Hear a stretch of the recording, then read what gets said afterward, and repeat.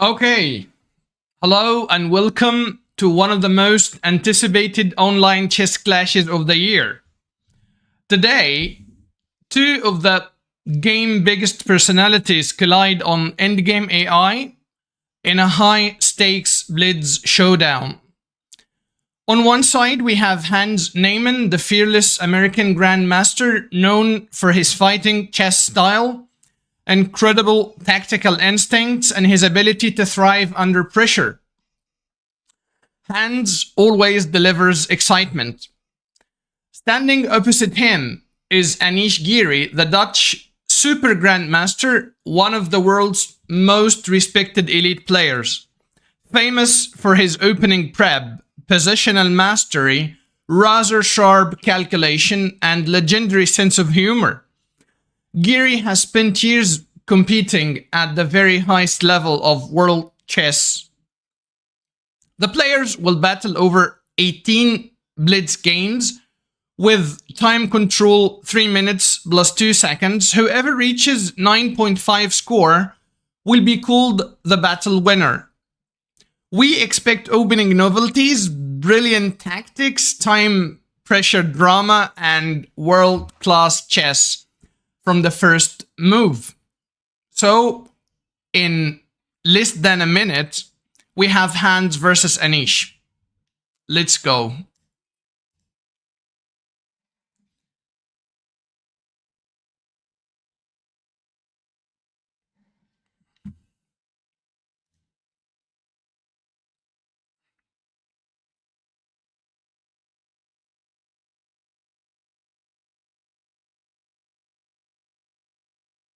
Okay, 20 seconds, and we're expecting the battle to start.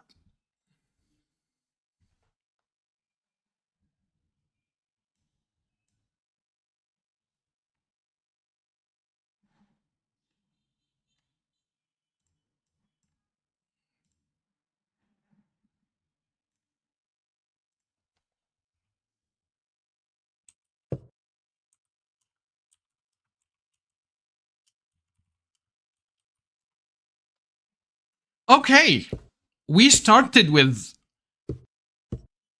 Okay, I will flip the board. And we have Semislav. This is the Budvenik variation with bishop g5. We're expecting pawn takes pawn, followed by b5. I think this is the main theory here. Yes, this is what happened. And then bishop b7 or a6.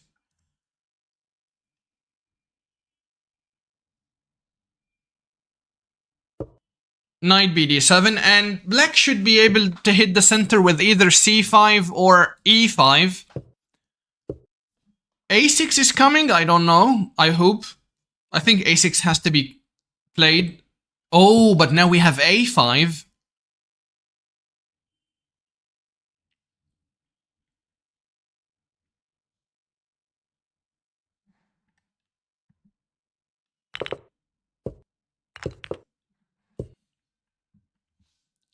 Okay, so he exchanged the knight on e5, the bishops. Now, if we go to an ending, we may have 3/2 on the queen side, but we're still in the middle game, and this bishop is really monster. This bishop is not participating really well in the game up to this moment. Ideas like bishop b1, queen d3 might be annoying, but you need to take care of the pawn first. f5 was already played, okay. We can go to the moves first here in order to follow the moves, and then we can go to battle here when we want to follow the score. Okay. White has some initiative. Yes, the classic idea of giving checkmate has to be stopped with g6. Okay. How will Anish continue? The bishop is still the problematic piece. maybe this idea. But Anish will move. How about these ideas of e4 and f5? Try to destroy black's king. Or maybe rook left. We don't know.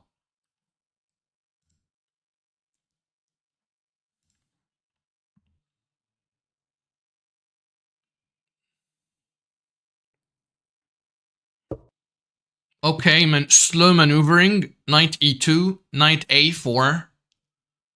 Knight a4, the idea is to play c5, of course. He needs to unleash the bishop.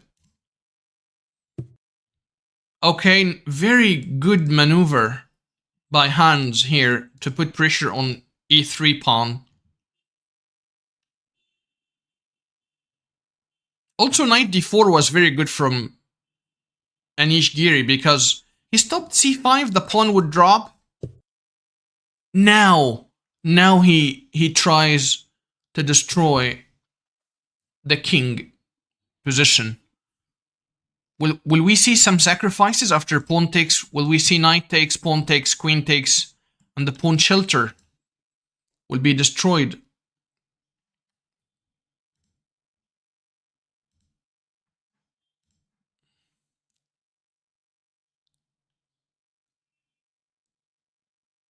We didn't reach any time scramble up to this point. The players are still having enough time to think. A minute and a half versus a minute and a half.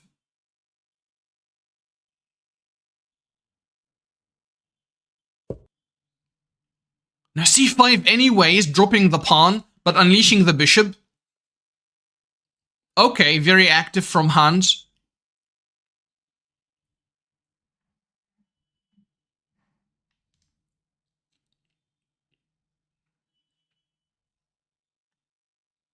Now, there's no time to take because we take with the tempo, maybe. And then the check, you move. The queen joins. I don't know. This is this is really tricky. So can we take anyways? Dropping the knight and then give a check? And then the queen joins? I don't know. I think pawn takes pawn is very interesting.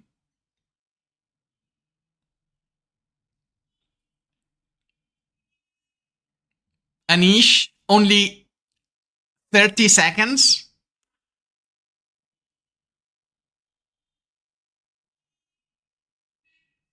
Oof. Okay, he sacked the knight on e6. Is it the best sacrifice? I don't know. Because the king is now... Yeah, okay, but... Oh... Now there's rook f6. And there's rook f7. And you don't have enough time to do this because queen takes with a check. But can we do it anyways? And on queen takes with a check, the bishop hangs at the end of the variation. So if rook f8, queen g6, queen g7, king g7, rook f7, and the bishop drops. Nice counter attack. Very nice counter attack.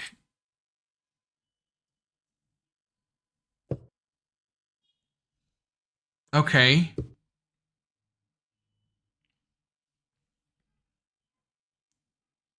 Four seconds for Anish. Rook f6, putting pressure on g6 pawn. This is... Oh, wow. Wow. Rook c6, defending g6.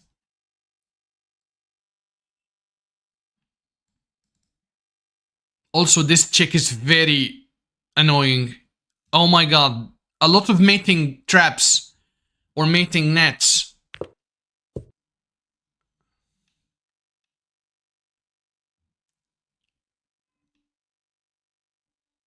He's removing the queen. Check, okay. And then he took, removing one of the... Okay, take care of this check. That's a very annoying check. Almost mating. Okay, he shuts the door. He shuts the diagonal with rook e4. check. We need to cover. Okay. And now this is... Oh my god! Wow! Anish won on time! No, sorry. Hans Neyman won on time and also on the position. I think this mate is unstoppable. Let's go to game 2. Okay, game 2. Now Hans is on camera. This is the Italian game with knight c3. A very trendy line nowadays. He actually played it in the World Championship Rapid and Blitz for teams. I saw the same line with knight c3, knight d5.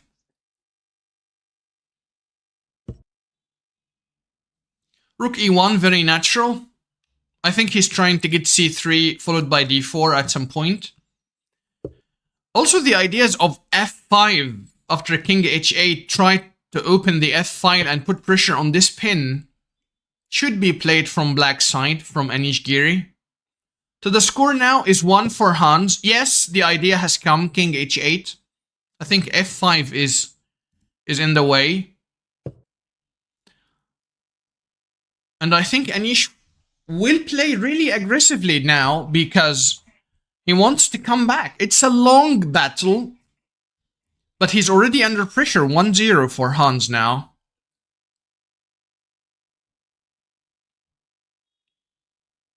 c3, the knight has to be kicked away, or you have to play this now. If the queen takes, there's knight d3, and this is what happened in the game. Okay. So it's either to ruin your structure or to lose a pawn. A good question to Hans, and Hans decided to give up a pawn. But the pawn is immediately given back. And these ideas may be in the air. Hans is not interested in taking the pawn, and instead he's activating his bishop. He wants e5, queen e4.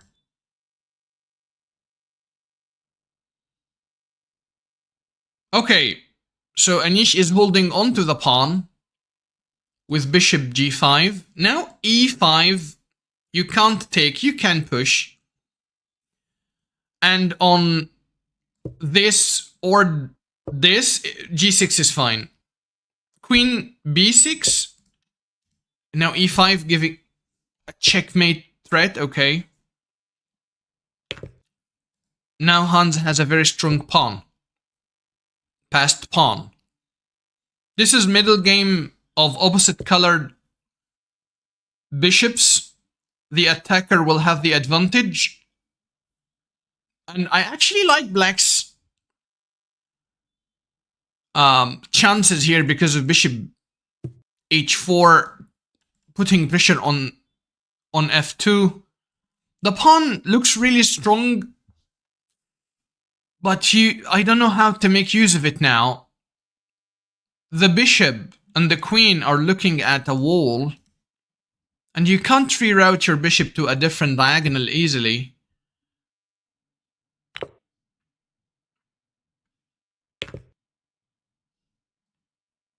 But at the same time, any moment you attack, we can just go for an ending with queen d4 and exchanging everything.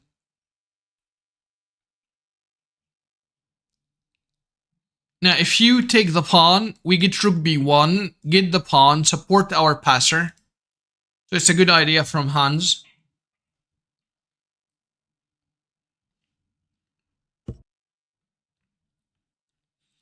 Now look at this f5, how aggressive.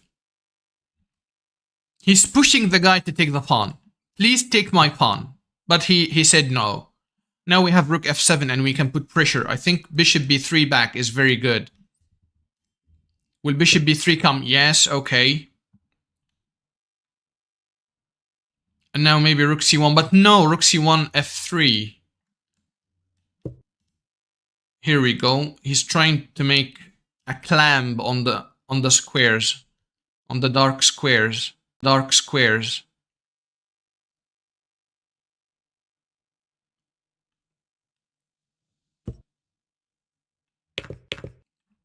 Creating a weakness.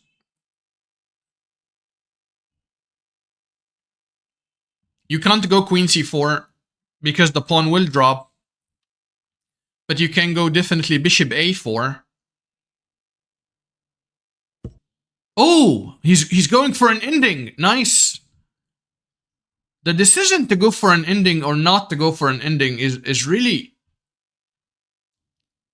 crucial in these positions.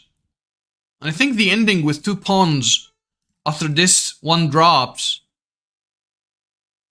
are very good for white.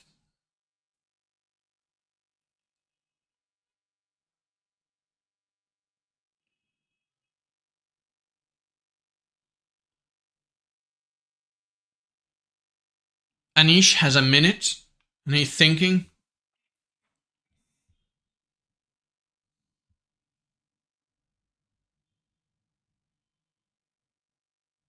Should I go for an ending? The ending is almost lost, I think. This ending is almost lost for black.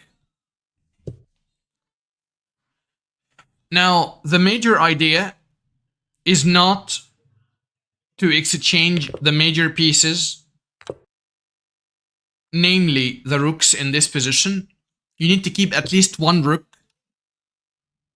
Okay, he's hitting the extra pawn. One of them will drop. He needs to keep at least one of them. So which one will he keep? Okay, he kept this one, which is the more dangerous one. Oh, wow. Okay. No, please. What is the trick? Oh, the trick is here. Okay, check. Rook takes g6.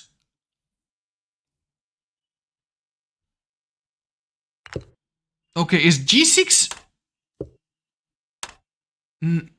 Oh my god. Pawn takes. And then bishop f5 mate. Right? Yes. Pawn takes, king h3, and bishop f5 is mate. 2-0 for Hans.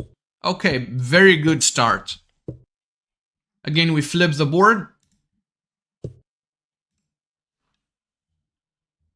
We have the Slav defense. Hans is choosing the Chebenenko Slav or A6 Slav.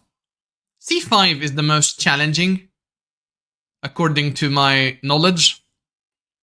Will Anish go for c5? No, he went for the Catalan setup with g3, bishop g2. Okay. Maybe not the most common. Now, Hans is taking the pawn. White stops him. Anish stops him from defending with b5 because pawn takes, knight takes. You can't take back because the rook hangs. But Hans immediately hits the center with c5. Normal. This is all normal stuff. This is a theory battle in a blitz game.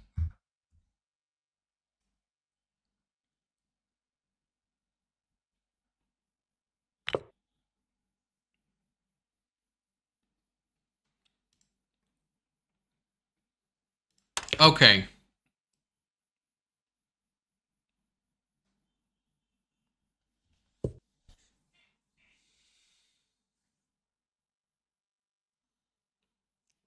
e6. Now Hans will always have a problem of developing the bishop. Maybe he will go this, which is a common problem in all Catalan systems. The light squared bishop problem and the pressure on b7.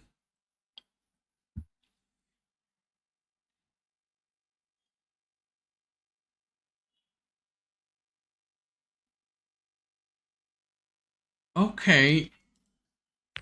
Neyman's time is not... Okay. What about now? Is everything alright now?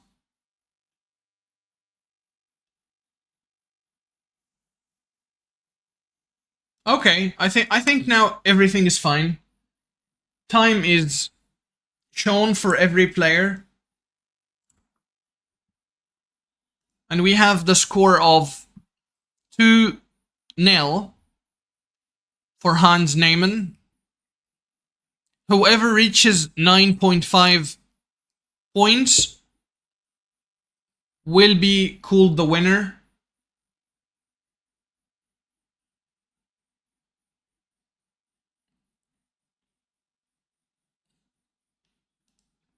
Okay. So e6, knight e5, preparing bishop b g2. Hans took the pawn. The bishop is hindering the development of the queenside pieces. Very normal positional battle in a Catalan position. Now the check. He's trying to fight for the light squares in the center, so he might take, followed by knight d5, shutting the door for this bishop, and then trying to develop. But he didn't do it immediately, he didn't take immediately, and instead he did this. And now Hans will move. Okay, he refused to take and give up the two bishops, and instead he played knight b6. I don't know if knight b6 is good or bad. Oh, wow. What a very sneaky way of developing your pieces. What is this? The knight hangs, but this one hangs as well. So knight takes, knight takes. Wow.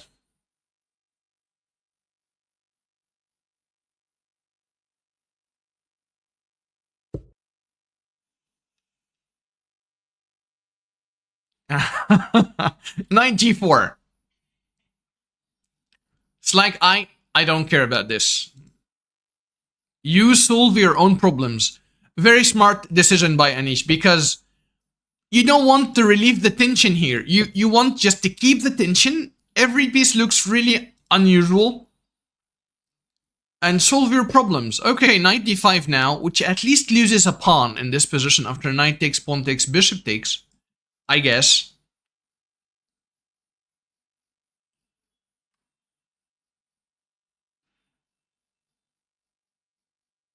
Is it right?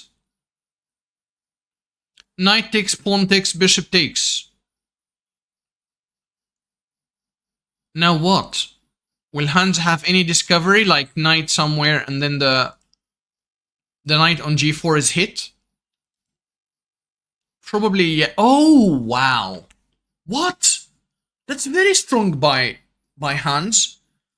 Knight takes, pawn takes. Or maybe, yeah, bishop takes first. It has to be played first, yes. And then if you take immediately, we would have got knight c5 hitting the knight and threatening a fork. That was too deep. Wow. Amazing tactical shot.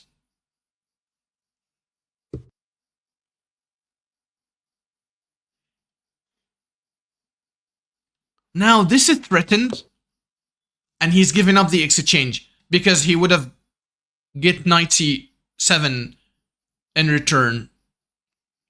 But now Hans castled, and now Anish played king c3, stopping knight b3. And the material is even, but we are in an ending where white has more active king, and now he couldn't take with the knight because the pawn on b7. I think this is the first game where Anish where Hans is under pressure, time pressure and position pressure. 6 seconds. The bishop is a monster. This is the ideal Catalan bishop. Okay. Now the pawn drops. Now Anish is officially a pawn up.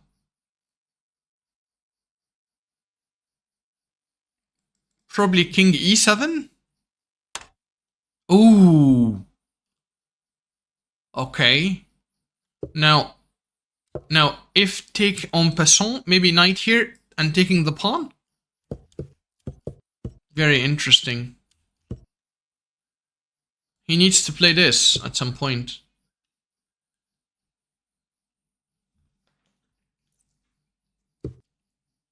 Boom. Okay.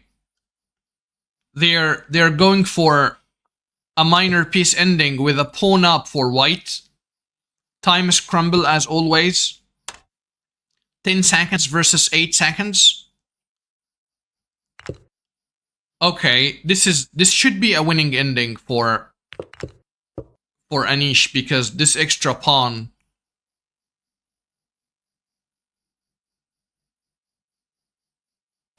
Yes. Now the score is 2-1.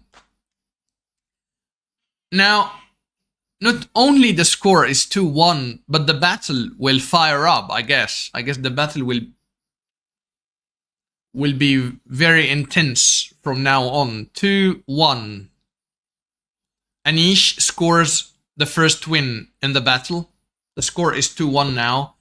I have to mention that every player has a chance to ask for a 2-minute break 4 times during this battle. So he has a button, he can click on it and get a 2-minute break.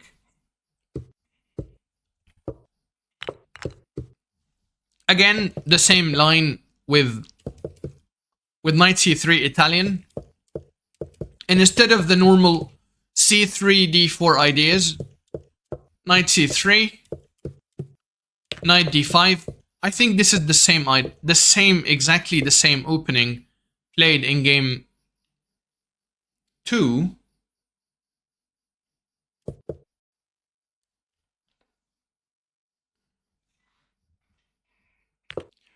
Now white achieved d4.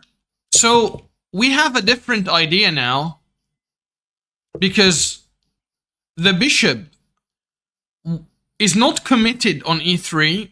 So c3 is okay. Now if bishop takes, queen takes, you can't take the pawn because the queen cares about the d3 pawn. Okay, I think white has a better version now.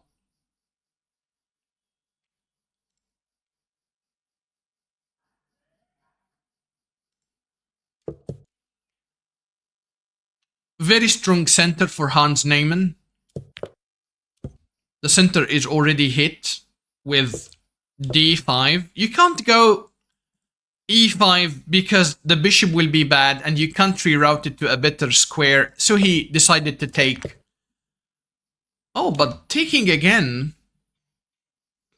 Now he takes with the queen, right? Oh, he took with the pawn. Okay, he can't take with the queen because the bishop is hanging.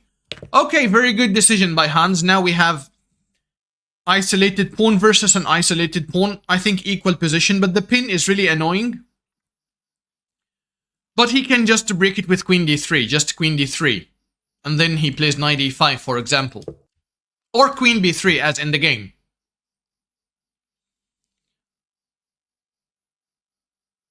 So Anish now has a decision to keep the 2 bishops or to take now. He took now. Okay. Now we're playing same colored bishops middle game, where the ending should favor black a bit because this pawn is on a dark square. I remember Fischer games, he won a lot of games just because the pawn is on a dark square and can be attacked by the bishop and the king in the ending. Okay, rook a6, good move. Putting pressure here maybe, or here maybe. A lot of ideas from rook a6. Actually supporting also the f6 square.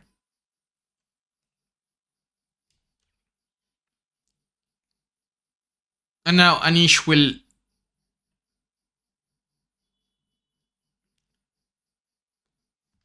do his next move. He's thinking.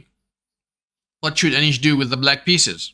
Should he go rook b6, which is not available now because of bishop c7, or rook e6.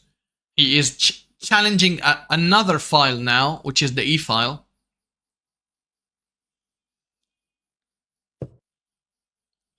Hans on the other side is putting pressure on the weaknesses. This is very strong. Rook c5, very strong, putting pressure on the d5 and a5 pawn. And Anish decided to exchange the bishops. Now, at least he can push d5 after pawn takes, right? He has to push it. But after pushing rook d5 and the pawn drops, will Hans win this game?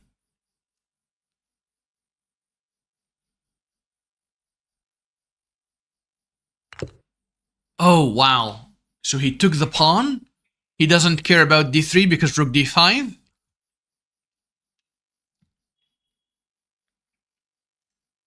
And this pawn is also weak. This ending should be winning for Hans.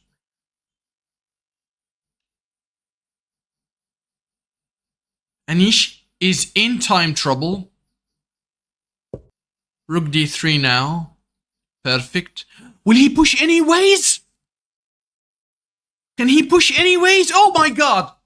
But now, queen d7. Okay.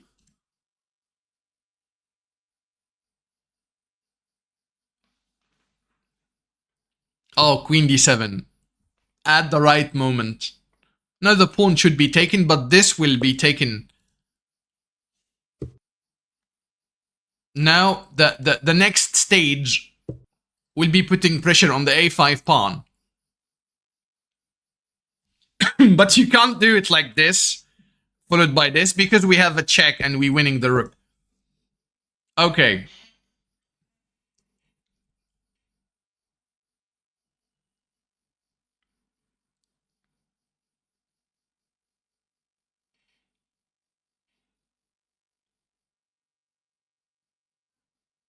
g6, escape square for every king. That's not an easy ending.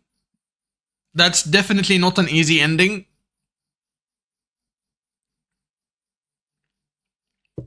Major piece endings. The moment you move, I will probably checkmate you. On the dark square, a dark square complex weakness. Hands. Anish is asking for a rook ending in which a high probability of drawing chances will occur. But Hans says no. 6 seconds versus 1 minute and 40 seconds. Anish is insisting on a rook ending. But Hans refuses. Now this is the threat. Can he stops him? Can he do rook e7, queen f8? Or what?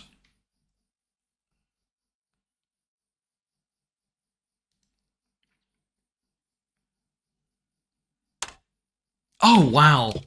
He went for an ending now. Okay. Now can you do this? Dropping this, winning this, and try to win with this? It's very hard to convert. But he went for it anyways. It's his only chance to win. Okay, can you do this at least? And then push the pawn? Okay, very good, very good. Now you bring your own king.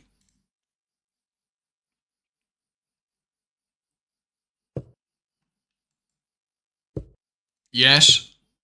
Keep going, don't worry. I think this is the way.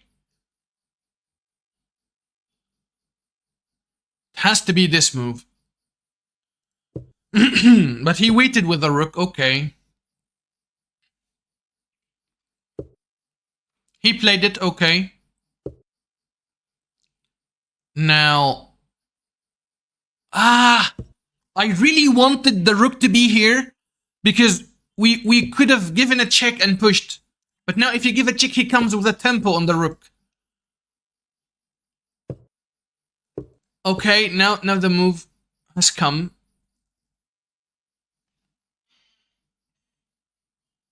It's not easy to convert. He's got to play this, for example. But this allows rook here. Oh my god. Very hard to... He decided to give up the pawn. And stop the rook from... He will kick the rook away from the back of the pawn. Yeah, that's a very common idea. Oh my god. Keep going. Yes. This should be winning now. Keep going. Okay, or he puts pressure on the pawn. Keep going. Now he pushed the pawn supported by the rook. Check, okay. Here. Okay. Takes.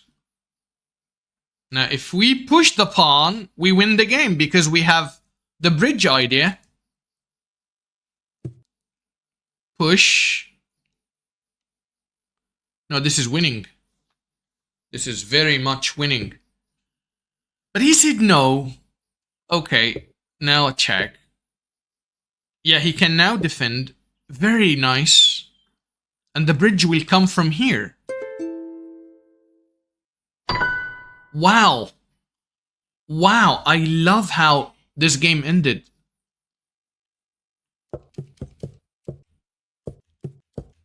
Now, in this position, I guess...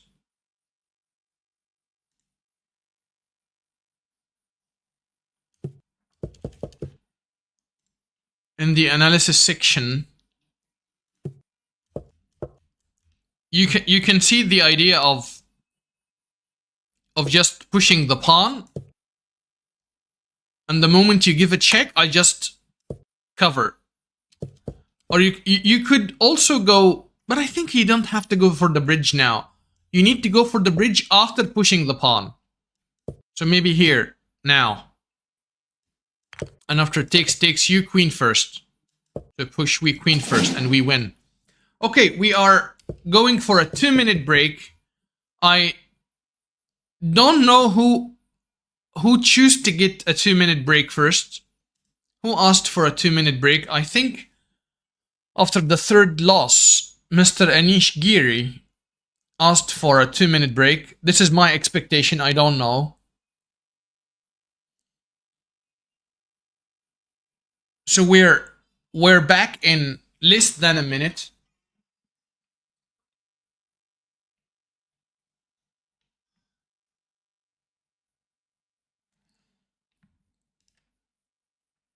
The score is 3 versus 1 for Hans Neyman.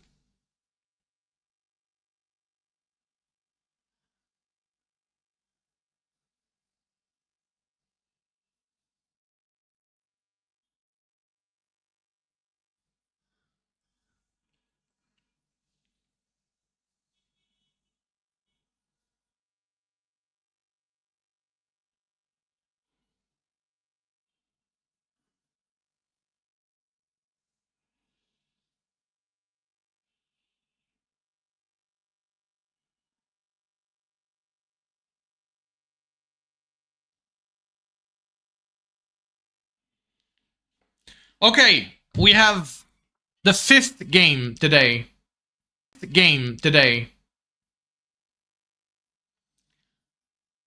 I think it's called the hydration break, not dehydration break. You get a break to dehydrate yourself or to hydrate yourself.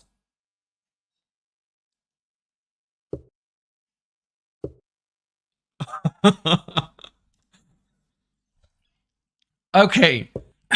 Again, we have... Sorry, wait a moment. We've got the Ragozin from Hans, so we will just flip the boards, okay?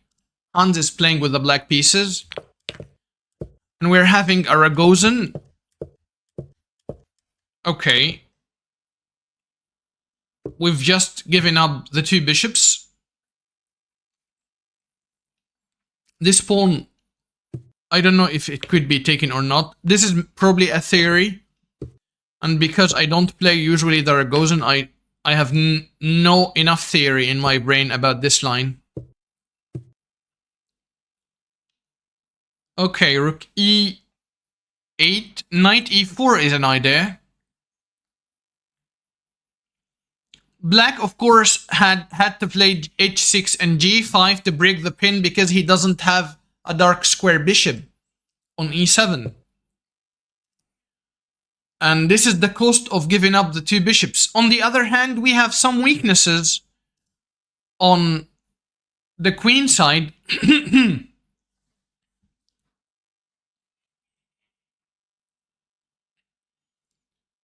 Can we go? Yes, knight e4. Hoping for getting one of the bishops again. And also putting pressure on the c3 pawn. Now c4 played.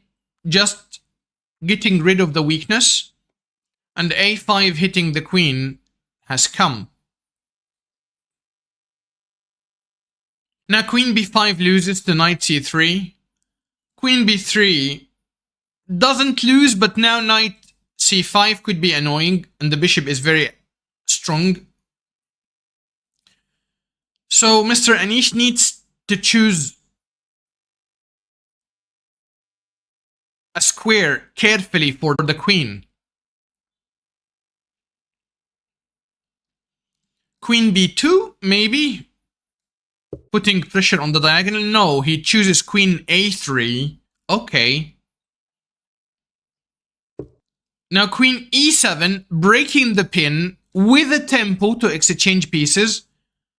And I think after queen takes, rook takes, pawn takes, we have knight c3, hitting the rook and the bishop and the pawn.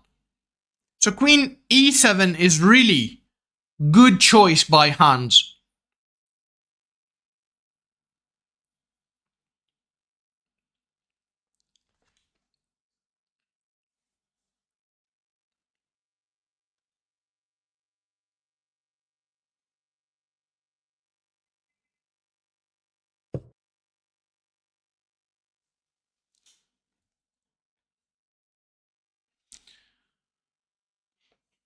I don't know what happened, but the position switched up. Okay, the board has switched. Okay. Queen e7, he took the pawn. Now b6. Okay. Wow. Why? Is he trying to trap the queen or something? Oh, okay. He's kicking the queen away from the defense of the c3 square.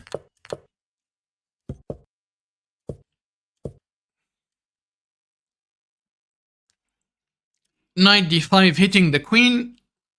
Now the queen is almost out of squares. He's got queen a5 putting pressure on the knight, but now the knight joins in. No, queen a5 may be good, but rook a8. Now the knight hangs. No, we have to solve the knight problem. So queen a5. Now, what should black do here? To support, and then to kick, and then to go here? I don't know. So he supports and kicks at the same time. Okay. Rook c5. Now we have... It's not actually a pin.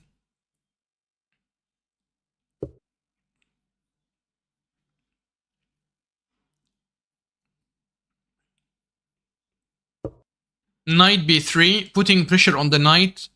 Probably forcing a trade now. But you can go rook c7 anyways, because the bishop can't take, the queen hangs. But the problem of rook c7 is that after takes, you have to take with the rook, and the knight would be hanging. Ooh. Hans doesn't care about anything. He just sacks on the queen, on the king side, with knight takes e3. Wow, incredible calculation. Now you have to take with the bishop, which is terrible because of the check. No, but you can take like this, and now I take, putting pressure on the pawn, and I have a very strong c pawn. What is Hans doing? He's showing an incredible form.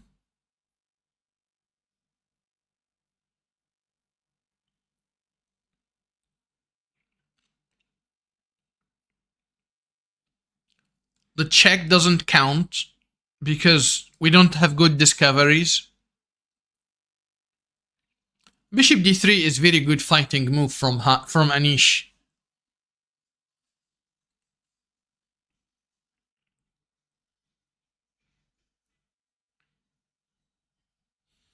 You know what? I like the check followed by the pawn push, but the problem is bishop takes. So he took immediately, and he's hitting the knight. You don't have enough time to take. I do have enough time to take because I will take and defend. Right? Yes. Now, now, Hans Neyman is playing the same ending, but it is Anish who has the passed pawn. It's almost the same ending, the last ending, but here Anish has the passed pawn. But this is a drawish ending. You know why? Because if you support your pawn, I will just take the pawn. You push the pawn, I will go again. And you can't convert in this position the pawn easily because the rook on a4 is very active. a4 is very active. This is completely drawish, and I think we're expecting the first draw in our battle.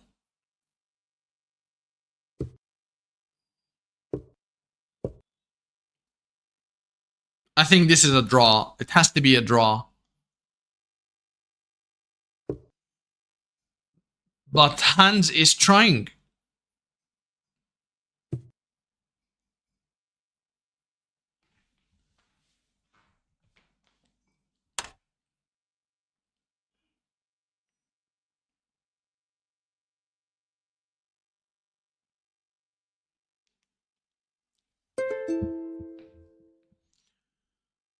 Yes, that's the first draw, as I told you. Okay. One more game.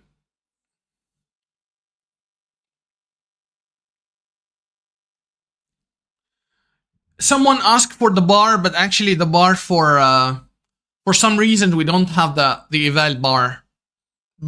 Simply because I don't know the exact reason. I don't want to say anything, but it's I think we don't want to show it because of the fair play rules.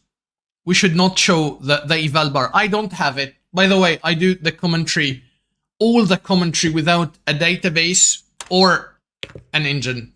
I just wanted you to know. So we don't have the eval bar. But if you want me to do a recap of the games in a separate video after the live, we can do it with an eval bar and database and everything.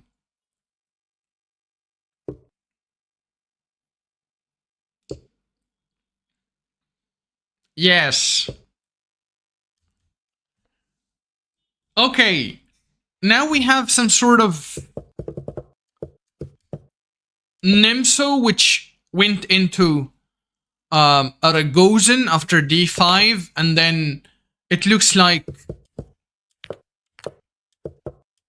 this is Nimzo. This has to be Nimzo with a d5 Nimzo, sometimes they call it, where black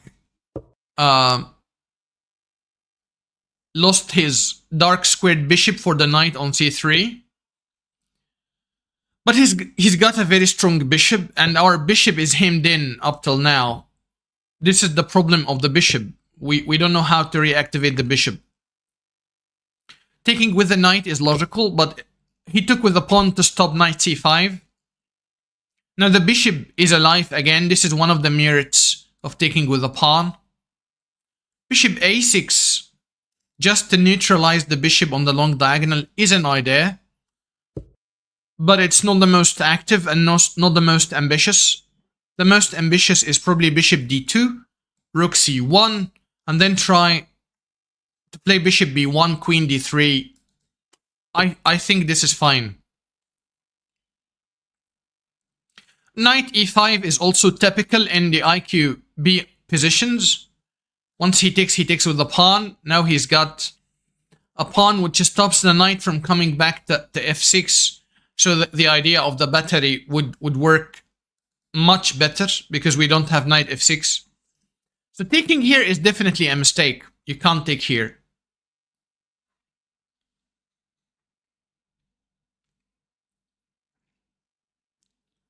Knight takes e5, pawn takes e5 is a positional mistake. No one can do that. Yes, okay. Just played a rook on an open file, or a semi-open file, putting pressure on the pawn. And Hans is playing bishop d2, probably rook c1. But after rook c1, queen b8, and you exchange some pieces, this is not favoring the player playing with the IQP. I'd love to play h3, okay. Escape square for the king. Always useful. And now what? Bishop b1? Okay. Lining himself against the bishop. That's risky. Queen e7 probably? Defending the f7, defending here. He played rook c7, which defends and defends. Normal. Now we have this. This is the real threat. So the queen has to move.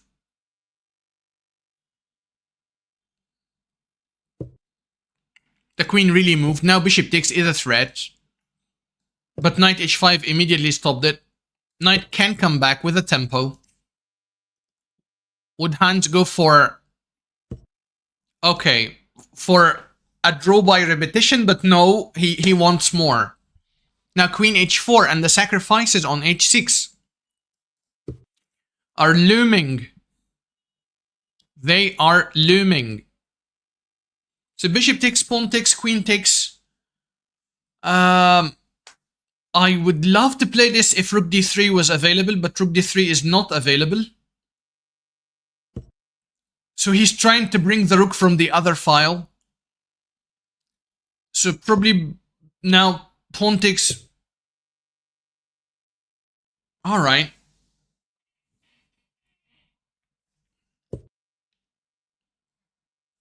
What is this? Is he trying to defend like that? I don't know. So still bishop takes, pawn takes, queen takes. The rook doesn't have an entry. That's why they're thinking it's not an easy position. Queen to g3, renewing the threat if bishop takes h6. Will he go knight h5 again?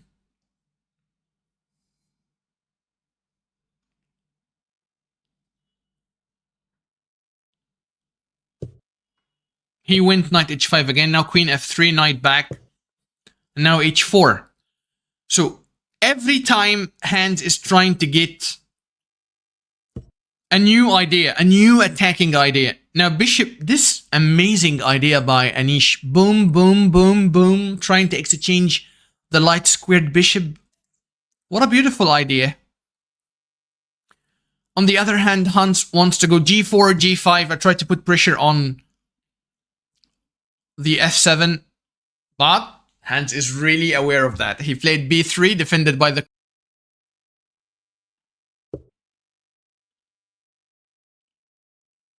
And then, okay, he kicked the bishop all the way back. And then he's thinking of g4, which is really risky because the bishop will come back on the long diagonal. So g4 Oh my god, he played g4 anyways. Oh wow. Because once the knight moves, queen e4 would be in the air and queen h7 will join the party. Oh my god. What is this? What is the... Okay. Okay, everything is defended. Good move by Anish, of course. He doesn't care. He just pushes. He's just going for it. Okay, can he take here? Will you take here? But take care of that. You need to take care of that. Maybe he can just take and wait and still ask the same question. Yes. But now Anish is claiming the long diagonal. This is the weakness of g4, g5. The diagonal is open. This is very risky. Now rook c7 probably. But take care of g6.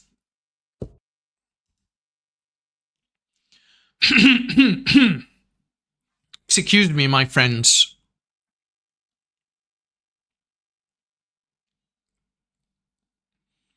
Bishop e3. There's no entry point on c1. Otherwise, it would have been a disaster. Can we do this anyways? He said no. Rook e1. The time scramble as well. 7 seconds versus 14 seconds.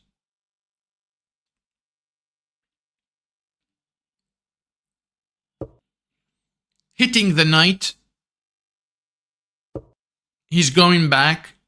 He's trying to win some time. Will he go back again? Okay. Now bishop d5 putting pressure on b3. The b3 pawn is pushed. Now queen here putting pressure on the other pawn. Now the rook joins. Okay. Oh!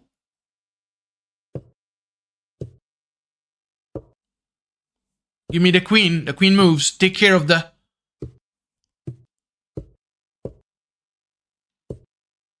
Oof. Another draw. Another draw. In this variation, it was slightly better for black, but another draw in the house.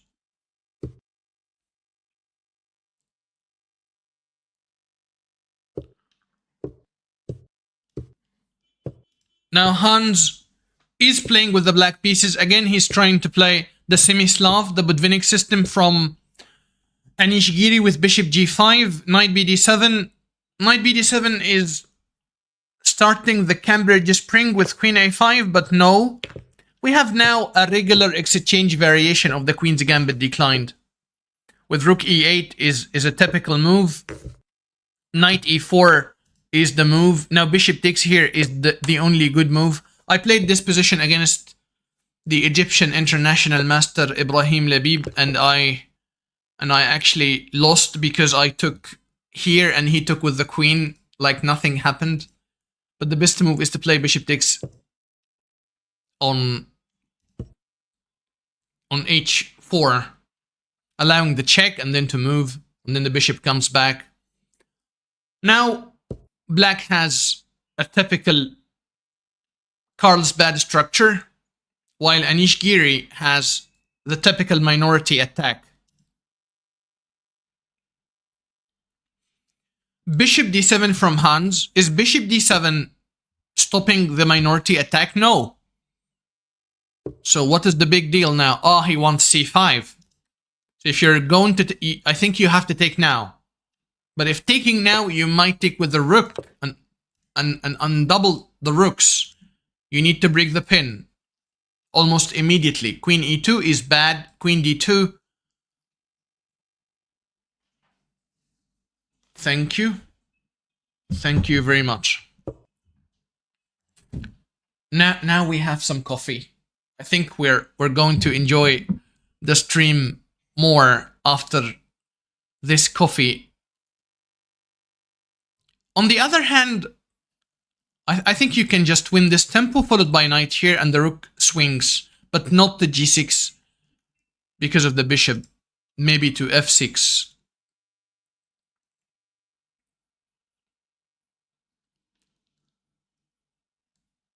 The tempo looks fine.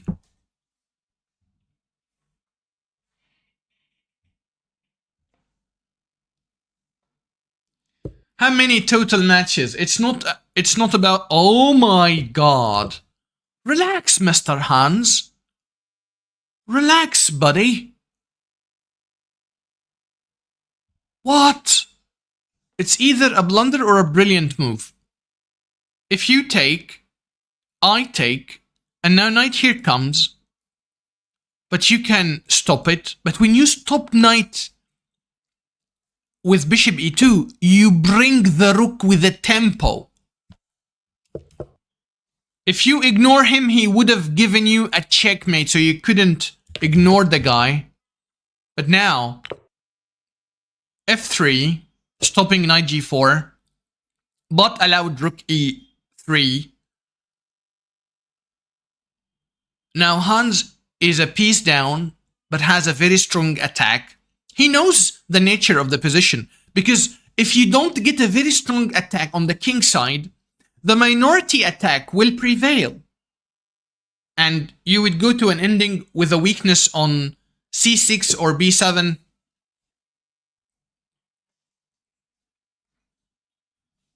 Thank you.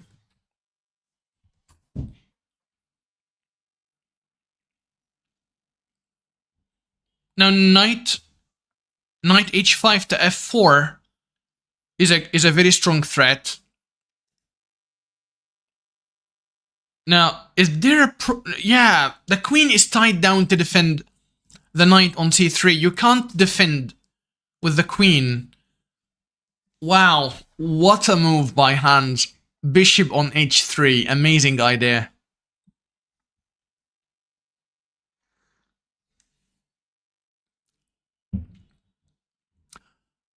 Yes. Okay. Nice. Nice coffee break.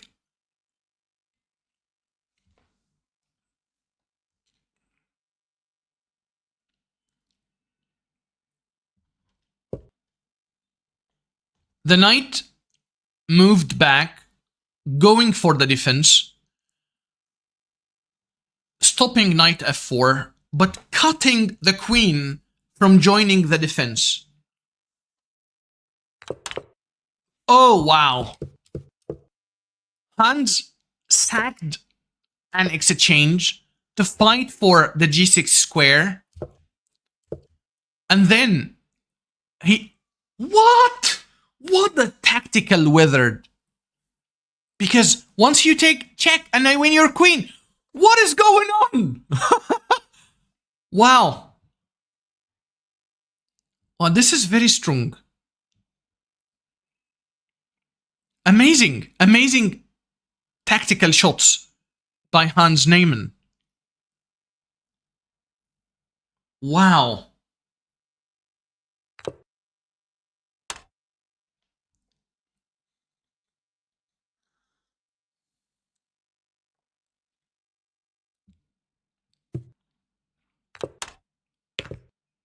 Two rooks versus a queen, but black has a lot of pawns.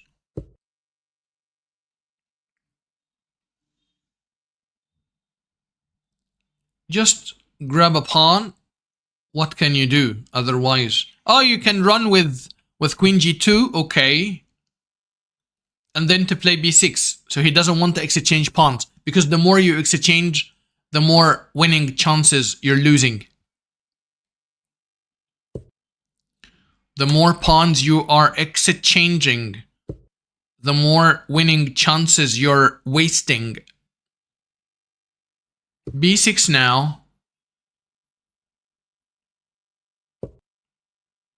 h4. h5 probably. Or queen f6. I like queen f6 as well. But queen f6, rook e5.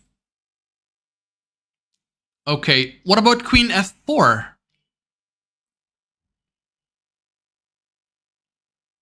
Queen f4 maybe. Okay, queen a5. And time has gone. Oh wow, Anish forfeits on time. Okay. Now the score is 2-5. Favoring Hans Neyman.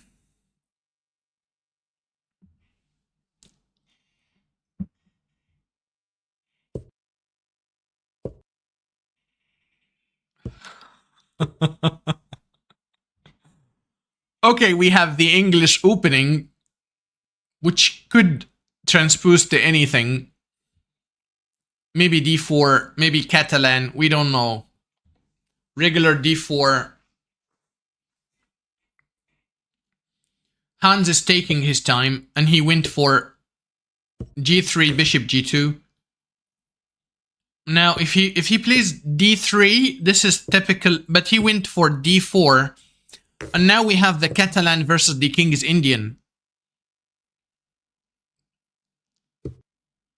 This is main line. Rook e8, threatening pawn takes pawn, putting pressure on the e4 pawn. And this happened. h3 typical, stopping knight g4, bishop g4. I'm probably preparing bishop e3 at some point.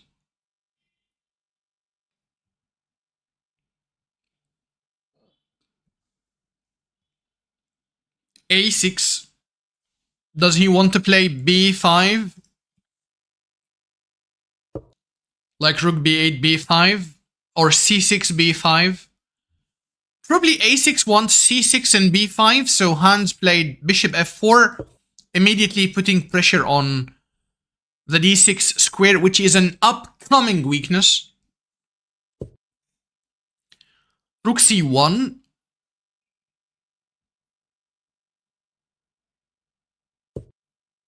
Knight e3, typical maneuver to exchange some pieces, because you lack space.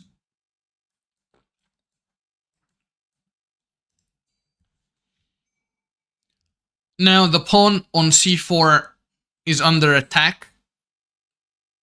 So b3 or knight d5? Knight d5 would allow some more exchanges.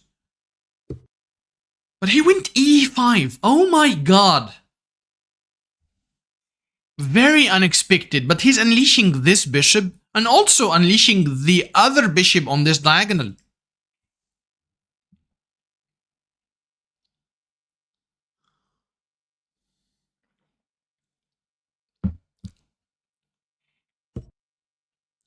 Give me this bishop. No. Now give me this pawn. Oh. What is going on? Did Hans Neyman just lose the pawn for free? Maybe e5 wasn't the best move and knight h5 is an exclam.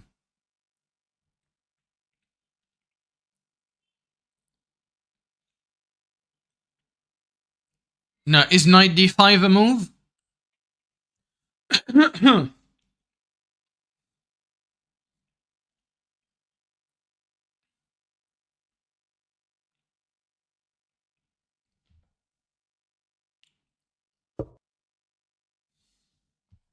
Well, this is interesting.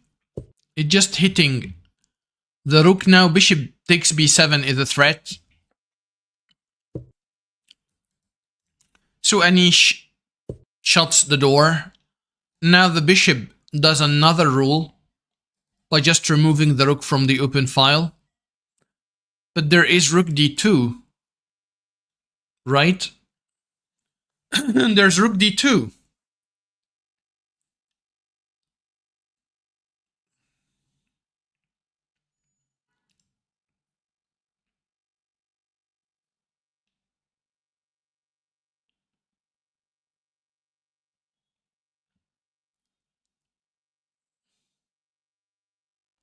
Oh, wow. No. What? Rook d2, knight e4 takes a knight here. He takes the bishop. I don't follow that. Yeah, rook d2. Knight a4 immediately. Defending the pawn. and going for this idea, which puts pressure here and there. So he just did the same idea, but while defending the b pawn.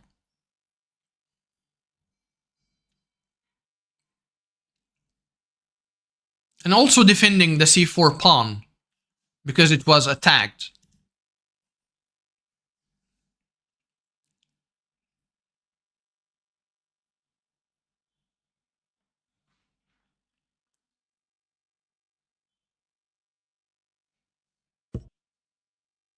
Okay, maybe rook a6. Knight c4 still doesn't work because rook takes. Knight c5 doesn't work because rook takes here. So he went back first, kicking the invader, and then he's gonna go knight c4. Or will he just try to repeat because he's a pawn down? Now he's given up on the file.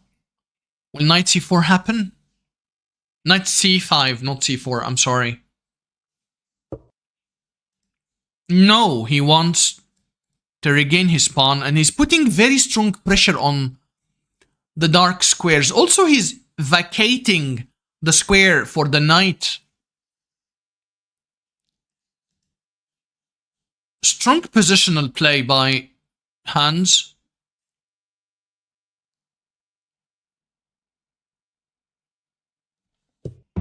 f6. No, knight c5 at last. Bishop back. Okay. Now we've got the file. Very well. Kick the invader. The invader has gone. Knight to e4. But rerouting himself to d6 now.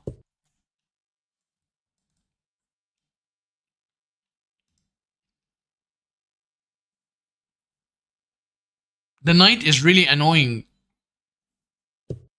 Oh my god, okay. I thought this is a threat, but he's now moving with a tempo. If you move here, one more tempo. If you move here, we can now move somewhere else.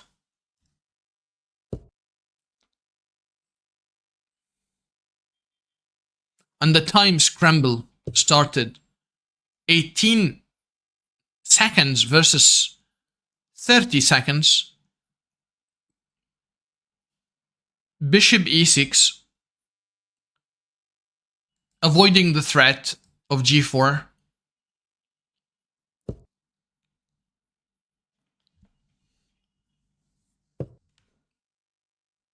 Hans is playing with a pawn down, but he's got the upper hand of the game.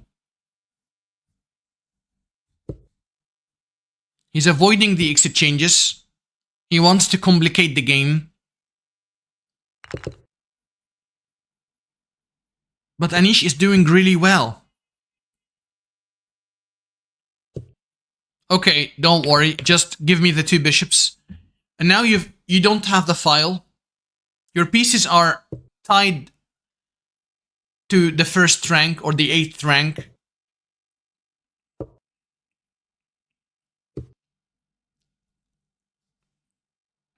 The knight has nowhere to go.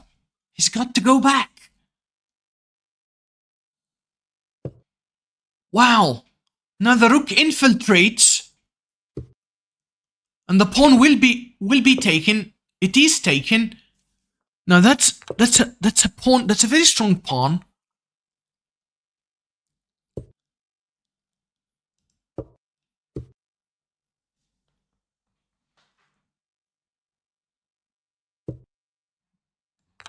Oh my god.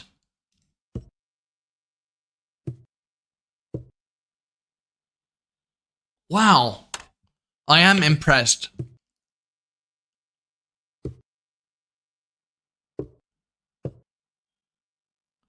But Anish is putting very strong defense. He's got the blockader of the passer. And he would love to exchange the rooks and playing an ending of exchange of opposite colored bishops. But Hans will keep the tension. On the other hand, this pawn is running. You need to take care of it.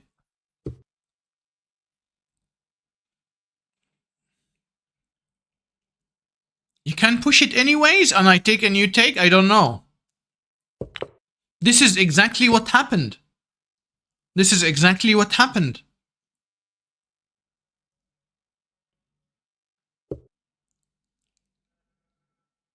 Now Hans is a pawn up, but only 4 seconds for both players.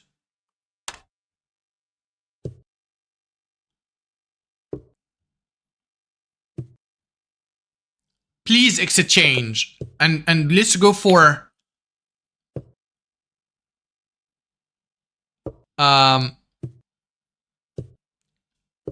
okay. Oh my god. Oh my god. The king is so far away. This is lost. Oh my god.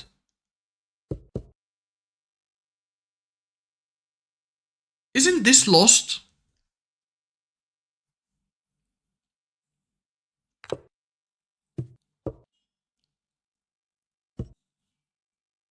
What?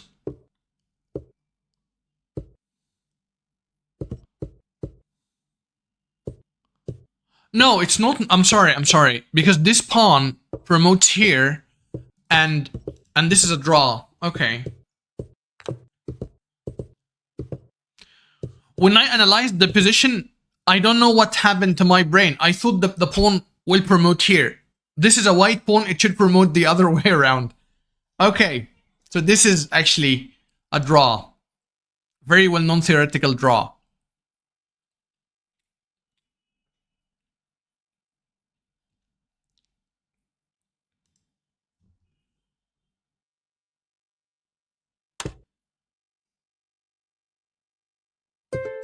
Okay. The score is 5.5 versus 2.5. Whoever reaches 9.5 wins the battle. Let's flip the boards. We've got the queen's gambit accepted, which gives typical IQB positions for white. After pawn takes, pawn takes. You can play knight c6 now. But the approach of b3, yes, he doesn't want to play the IQB. Because the idea of b3 is to play bishop b2, and once you take, he takes, and once you take with the queen or with the bishop, and you don't take with the pawn. So probably he doesn't want to play with an IQB, and this is exactly what happened. He took on c5, allowing or permitting such position, which is should be equal, because we don't have any majorities or minorities of pawns.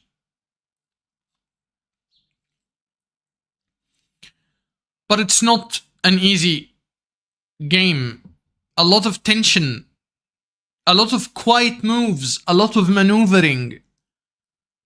I hate playing these positions, but they are masters. They know how to handle it.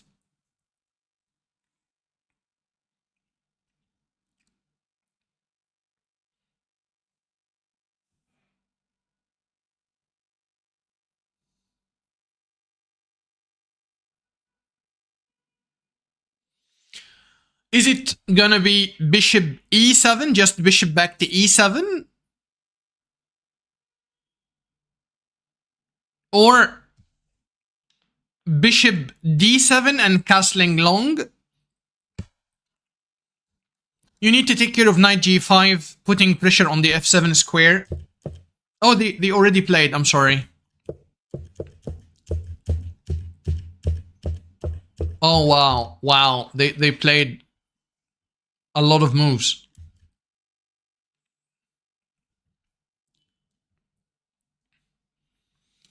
All Anish Giri's pieces are controlling the e5 square, as you can tell.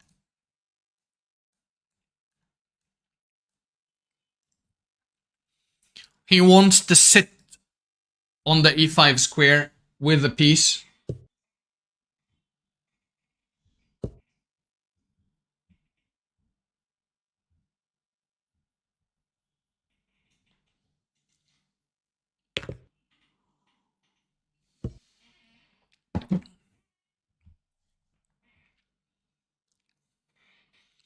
But on the other hand, Hans sacked the g7 pawn, trying to trap the bishop, and also he opened the g file to attack. This is extremely complicated position.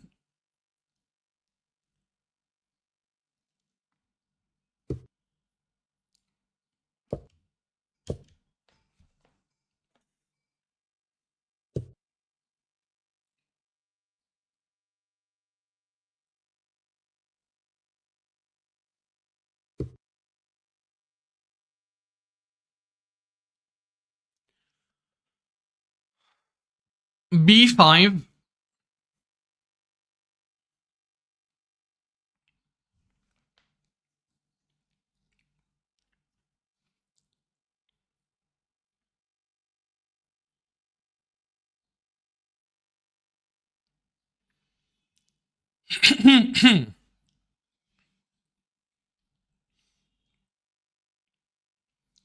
The knight is short of squares. He has only d2, b2, a3. All the squares are retreating squares. They're not very active.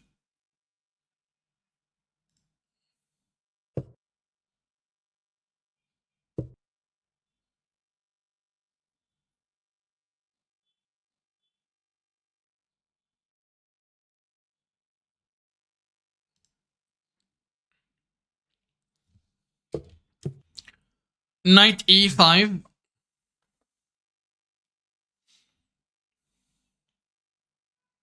So he went to d2, which is the best of the three options. Now Anish has a very good square on c5. And he's putting... Oh, this is an annoying move.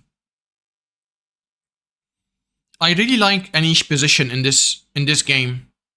He's got a pawn. Yes, the bishop looks really awkward. But it can come back to the game like this. And a pawn is a pawn at the end. And this is really stressful. The bishop can go back, but the pawn will drop. But Anish, to get this position, he spent almost all of his time. He's got only 20 seconds. While Hans has a minute and a half. But he's thinking. Now it's his turn to think.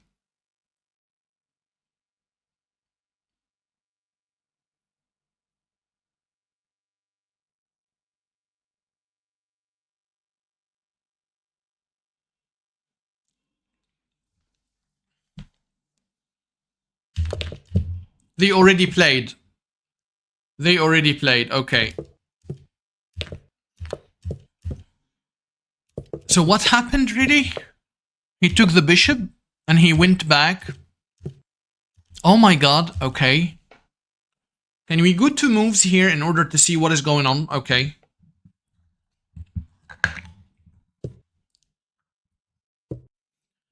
Now e4, very good moment because he wants to run with the run with the pawn up.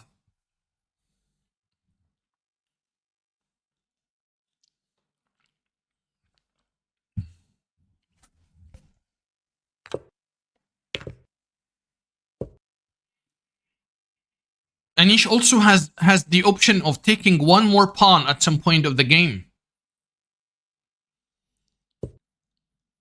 But now the pawn is pushed. 8 seconds. The rook hangs. Rook takes will probably happen. Because what else? Yes. Nice move by Hans f5. He wants to break open the diagonal, but the bishop runs with a tempo on the knight. Questions needs to be answered. Okay. Now, Hans is thinking of taking the pawn, and he did. But we ran with our piece. If you go here to defend the pawn, okay, but he can take. Now Hans is a piece down. But he's got some pawns. 2 pawns.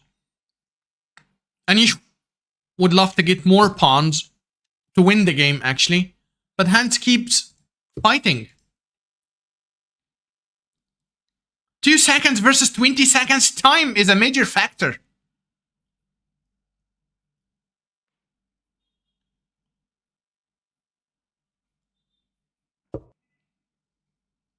Annoying moves in time scramble.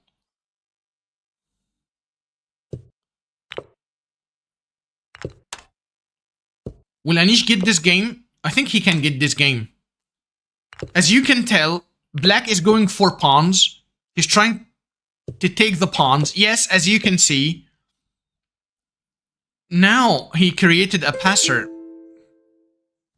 Wow, wow, wow. Hans is doing great in this battle. He created a passer which will always win against 2 pieces versus rook.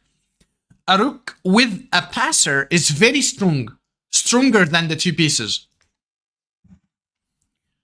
For your information, if you have like 3 pawns over 3 pawns on the king's side and the rook versus 2 minor pieces, the 2 minor pieces will always win. But once you can create a passed pawn to help the rook, the 2 minor pieces will be really helpless. Okay, I think we're getting 5-minute break, and I see you after 5 minutes. Thank you for watching, and I see you in 5 minutes.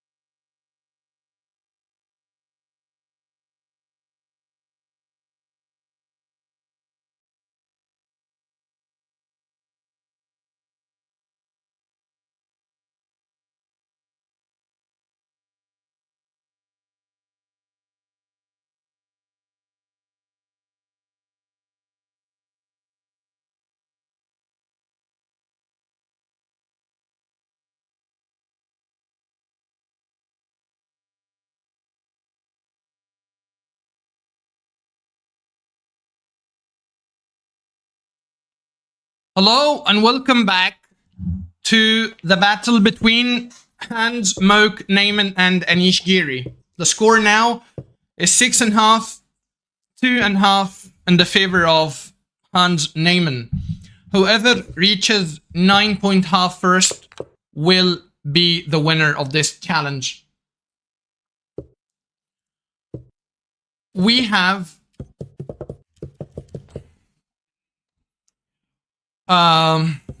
an asymmetrical English with E5. Anish immediately does the exchange on C3, giving up the two bishops for ruining the structure. And then he played A5, A4, try to clamp down on the queen side.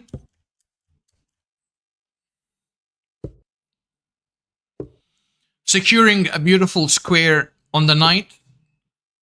For the knight on C5 after A5, A4. Typical pressure in these lines. They call it dark square strategy.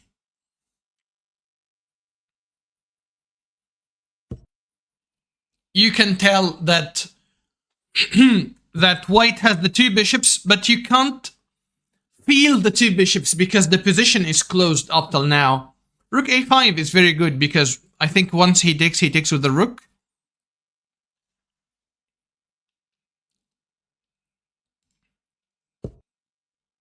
Also, the idea of knight E3, knight D5 at some point. Rook AD1, logical. If B6 is, if the idea of B6 to take with the pawn, then what is the idea of taking with, of playing Rook A5? I don't follow. Maybe he wants to achieve B5? But is B5 a good idea? To undouble the pawns that you already doubled? I don't know. There is something I am missing.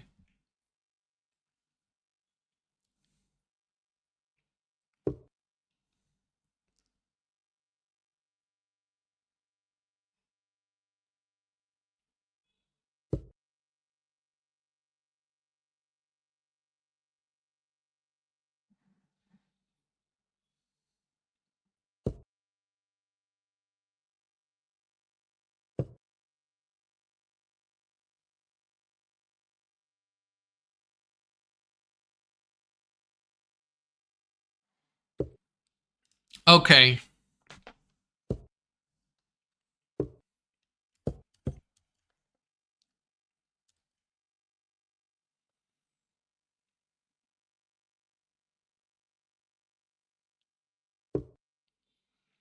Queen C2. He wants to exchange the bishop, but Hans refuses. No, the queen is improving itself. Here we go with B4. Oh my god, okay, he runs with a tempo. Now the knight hangs. Knight is pushed away. Hans is fighting for the open file.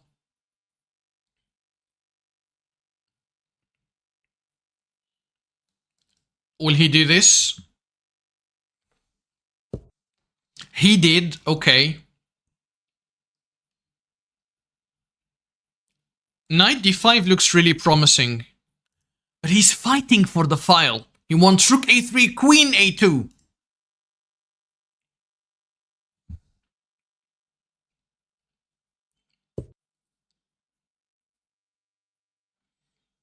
He wants to infiltrate the file. Via the file. To put pressure on A7. On the other hand, Knight E6 is played. Now he did infiltrate, putting pressure on the C7 square, tying down the knight movement. Is Knight D5 an idea? Is he trying, will he try to exchange the bishops and then get this move? He went Knight D5 immediately now. If you take, I will fix my structure. Very good.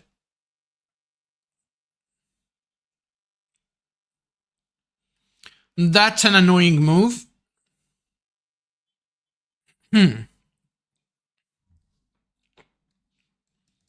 Bishop e3, tried to get rid of the knight. I don't know. Maybe. Bishop e3.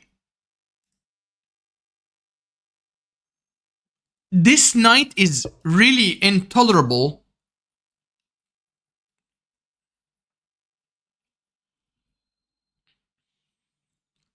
Well, this is called a restricted piece, but not anymore. h5. Now he's got bishop e3 hitting the knight. The knight is not supported. The knight has only this or f6. Or maybe this, but this allows bishop takes, and queen takes. Check, you move. Or pawn takes. Okay, so he's telling the guy, take, take, take, take, and your king might be. Or this check. Oh my god, this check is really strong. On e3, you can't do this idea of bishop takes, queen takes, because queen e3, king has to move, and then queen here, or even queen takes. You can't do it. Queen d8 is an exclamation mark. Hans took the pawn.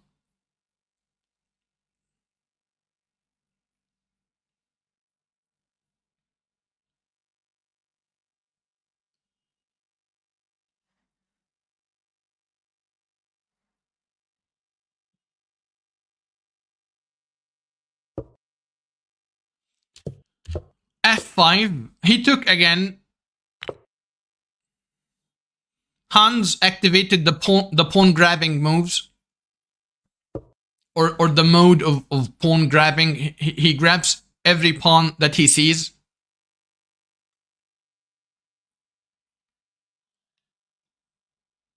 And he's running for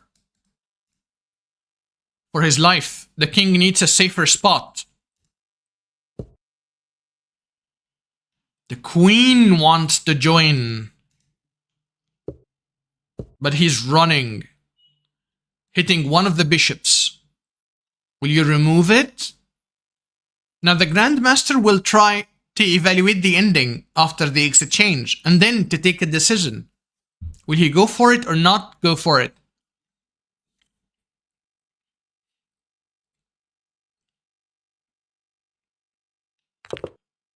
He decided to go for it.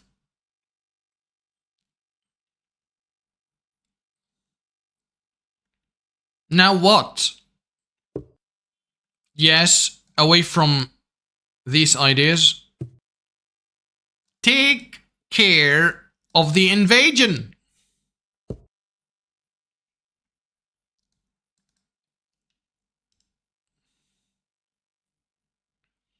Queen a6, good move.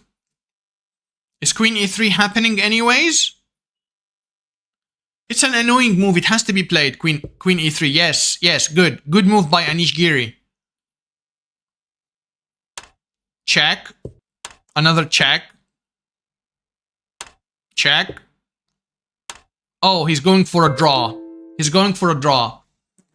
Because he was really short on time and the position doesn't look promising for each side. I think it's very unclear. 7 versus 3.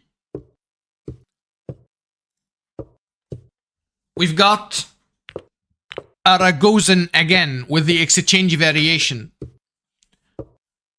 I think Hans will go back with the bishop at some point.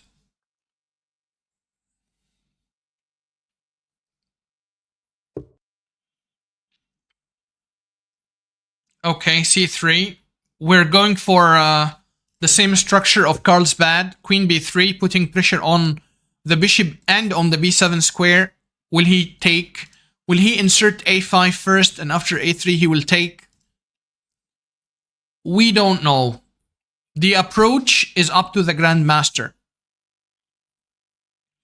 They sometimes play a5, a3, and a4, but this is the approach Neyman is taking in this position. He's decided to play bishop takes c3, giving up the two bishops, and later on dealing with this annoying pin.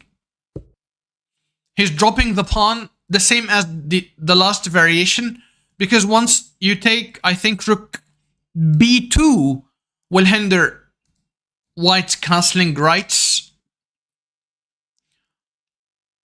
You can't challenge on the file because of this bishop. So this idea of just sacking the pawn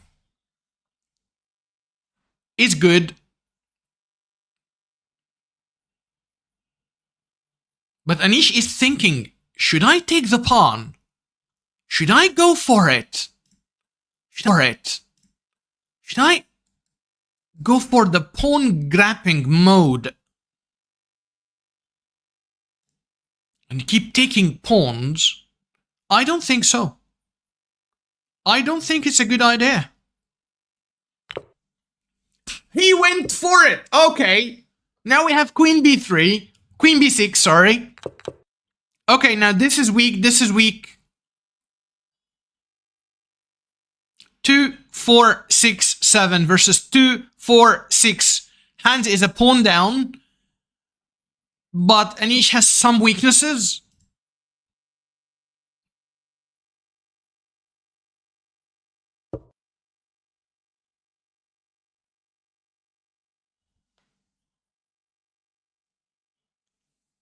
So he's getting rid of one of his weaknesses.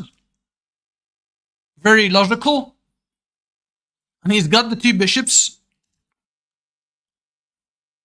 I like to play white in this game.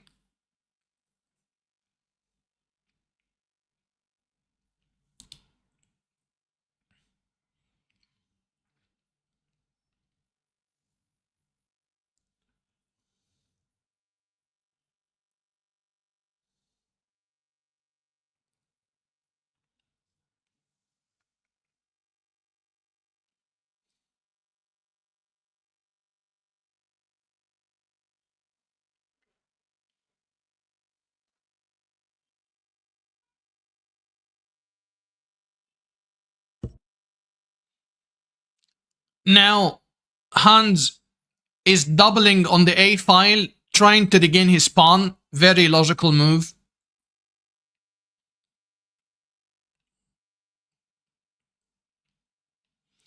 If pawn takes, Hans will definitely take with the knight, activating the knight, keeping his pawns together.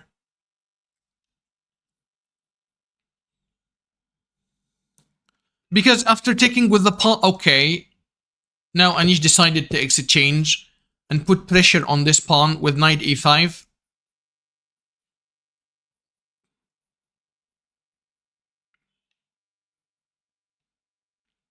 Now, is c5 a move? Yes, okay. c5 anyways.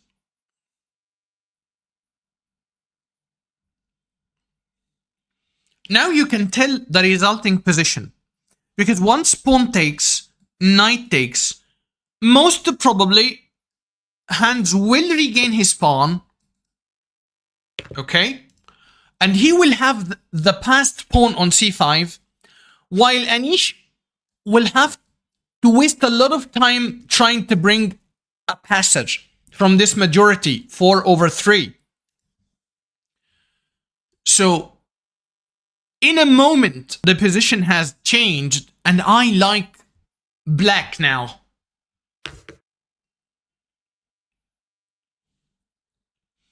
Once the rook is doubled, we have bishop c4, which puts pressure on the knight and defends the pawn. So I think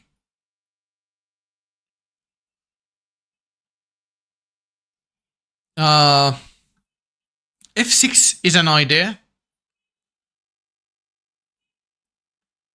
But this happens anyways. Okay, so he jumped in and he's putting pressure on this. He wants to exchange the bishops, even for the cost of a weak pawn on e6, but he wants to exchange the bishop because he wants to regain his pawn on a2. And now the c5 pawn will decide who has the advantage. Now, it could be a weakness, it could be an advantage. It depends on the way you use the pawn.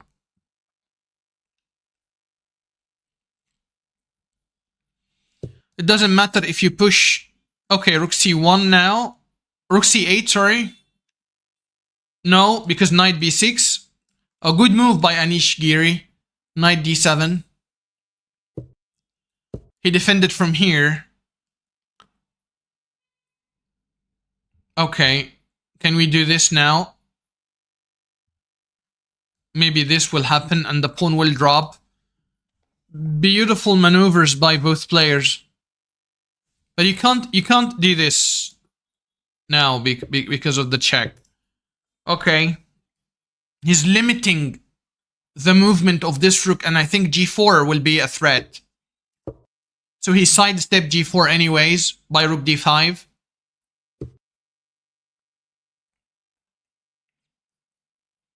Now I like knight here, stopping rook f2 and then invading. No, you can't. So you have to move the king first, okay? Now what? Now you move. And you open the way for the knight to move. For the pawn to move.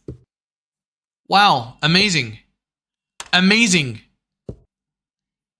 Now this idea is very strong. Just install a knight and deliver a mate. But this is not what happened. Why? Is this hard? Is this bad? I mean, is this a bad idea? I don't know. Maybe the pawn was faster than the mating idea.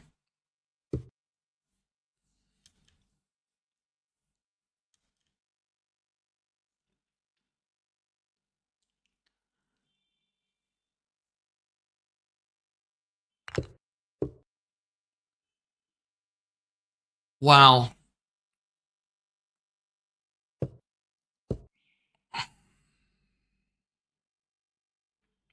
Takes? Oh, he blocked the pawn. Now he wants to take. But Anish wants this pawn as well. Now this pawn cannot be defended, but we can... Beautiful. The game will end in a draw. But a beautiful draw. They really played well in this game.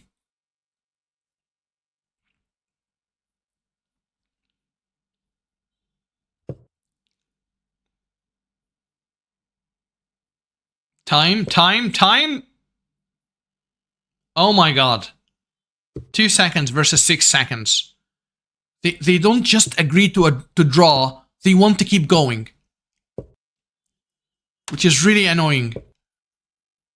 Oh my god, okay. Go back, just go back, defend the pawn. He doesn't want to go back. Okay. It's a draw, people. Okay. No, that's a draw no matter what, okay.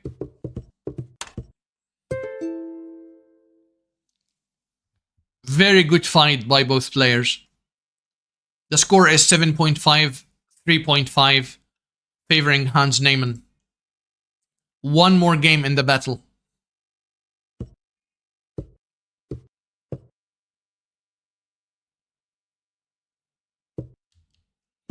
Hans playing with the white pieces, the Italian game with the knight c3. He just prepared the line and he doesn't change it, which is a very good strategy.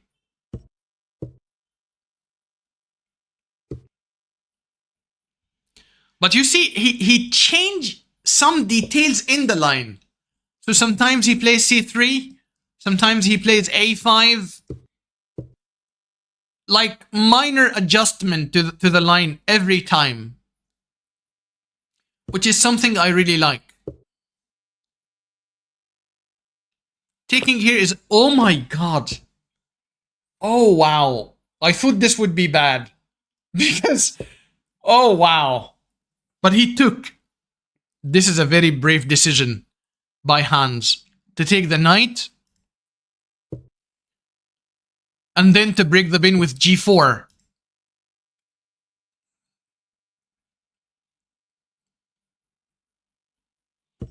A very brave approach.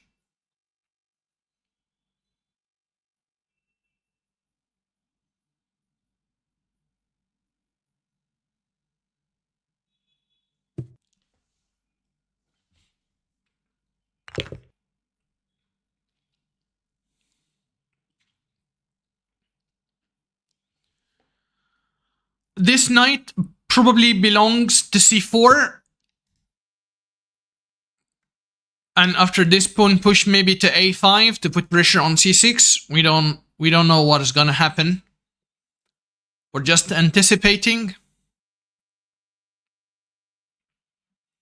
Or maybe here, but it will just be taken because of this pressure.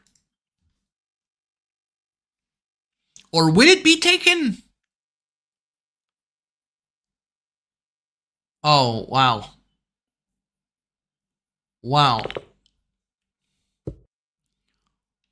I think now... Oh, wow.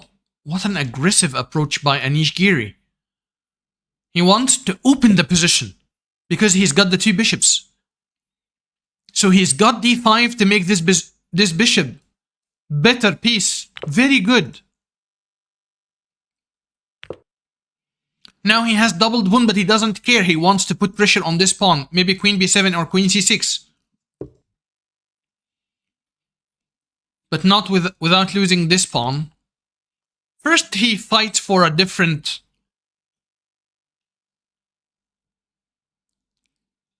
file. Maybe he could have taken and played rook b8. But he wants to keep more pieces. Hand said no entry. At least exchange one of the rooks.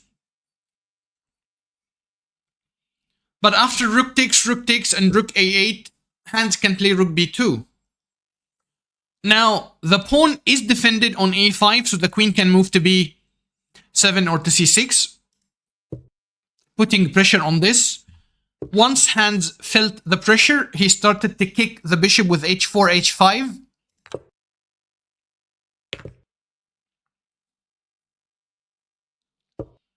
Now he's defending, okay. But the pin will happen. But it doesn't matter now. Is this a move?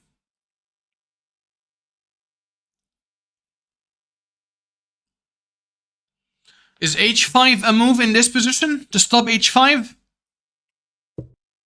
Just h6 and bishop h7, right?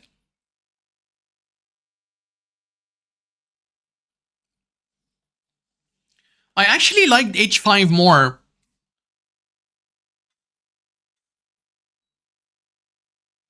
Where will Anish put his bishop? He doesn't like the fact that the bishop will be hemmed in on h7, so he changed his mind. He played the bishop to e8. A beautiful maneuvering by Anish. The bishop will sit on c6, having a better view from the other diagonal. This diagonal. Very good understanding.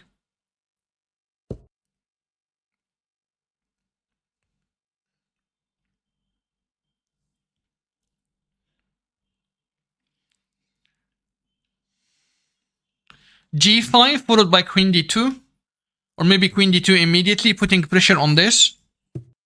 Now queen d3 with the same idea. He defended like this, okay. On the other hand, Hand is putting a strong pressure on the e5 square. Very complicated position.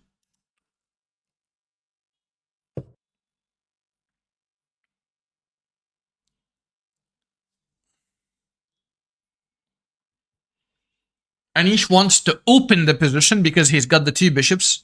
At least he's got this unopposed bishop on e8, which, if activated very well, it could be the man of the match.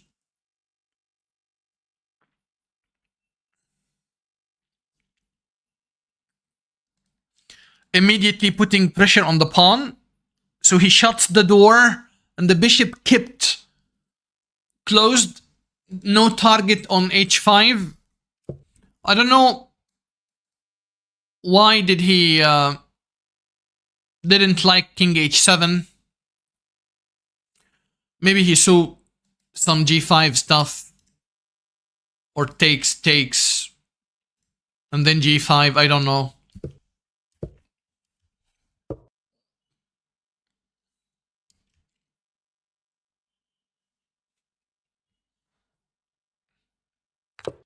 Ooh!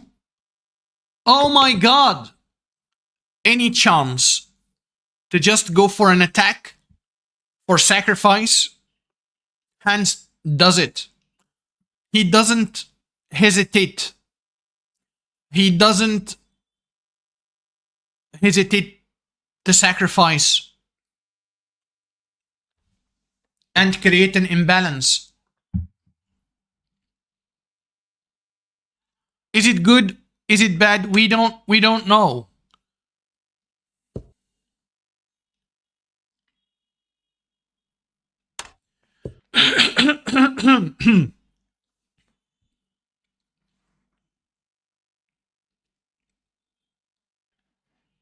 Is this check available? Looks very scary.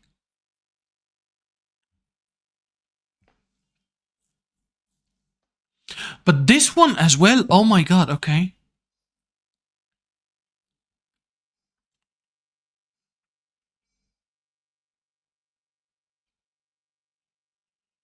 Check. Yes. And then what? He just defended because you can't take the check will win the queen. Rook g3 would win the queen.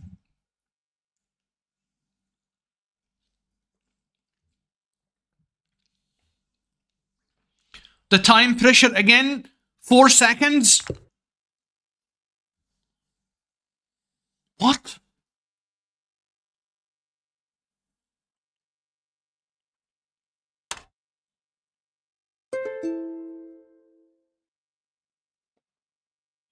What was that? Maybe he's got no other options. Wow. Wow. I am actually very much entertained in this battle. Hans is 1 point away from ending the battle, and he's trying the same line in which Anish played queen takes c3 instead of b takes c3.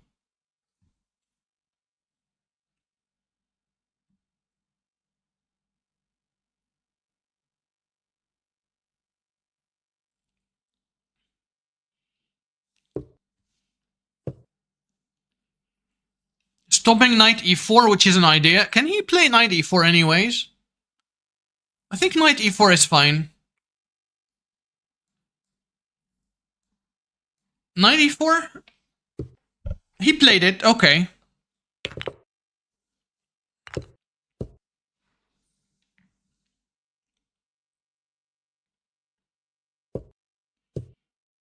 c5, bishop e6 looks normal. You don't want to abandon the pawn. But if you do this, you give up the diagonal and allow rook b1. Good move by Anish. g4.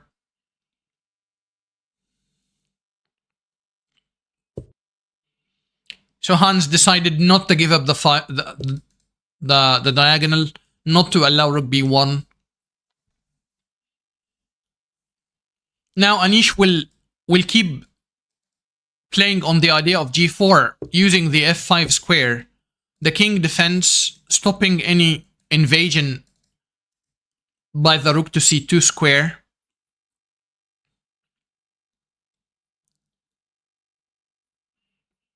But now, okay, takes He took with the other pawn because rook c2 can be achieved anyways. The bishop is defending. Oh, wow. Now I like Han's position because this weakness. Wow.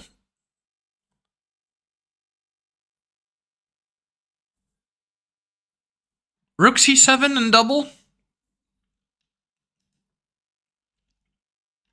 Knight g3. The bishop is amazing. Knight e3 with the same idea maybe at some point. Now this idea of knight g5, knight e4 is stopped with h4. Sorry. Yeah, okay. This is a real threat because after knight takes, king takes, rook takes c3. So he sidestepped the threat. Bishop e4 wouldn't be that good because after bishop takes, pawn takes, the pawns will try to march, defended by the knight.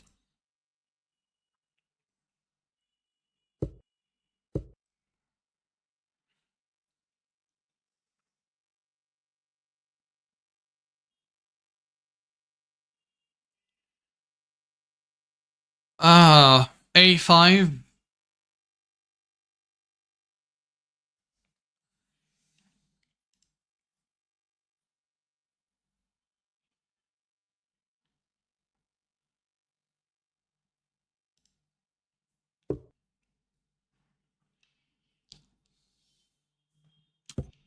G5 by Hans. Okay.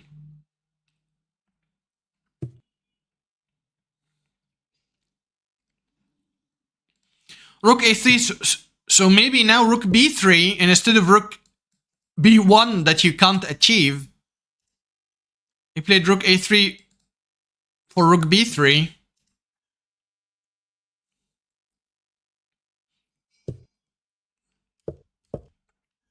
Okay. He's getting rid of the weakness. Just b5. You take en passant. I take with the rook maybe. Yes, dropping this but activating the rook on b2. That would be fun. A lot of fun here.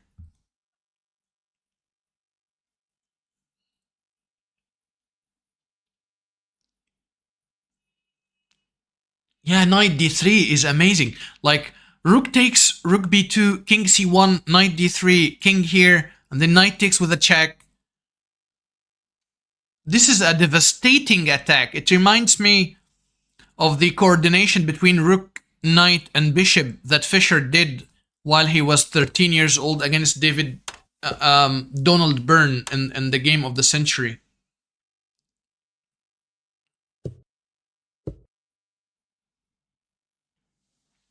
Can we play bishop d3 now? Just to cut the king's running way, but we deprive ourselves from knight d3. So two pieces are fighting for the same square. They call it... It has a name. Superfluous pieces. I'm not sure if I pronounce this right, but it has something like this. Superfluous pieces. It's very common to say superfluous knights because two knights are fighting for the same square.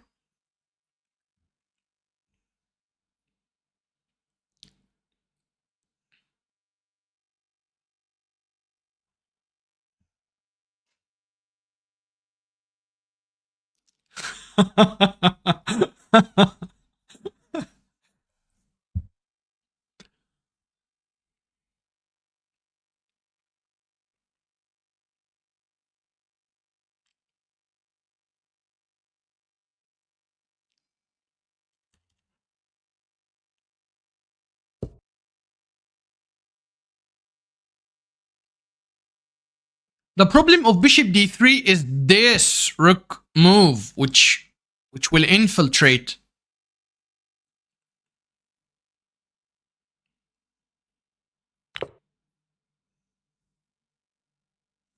knight takes could happen using the pin.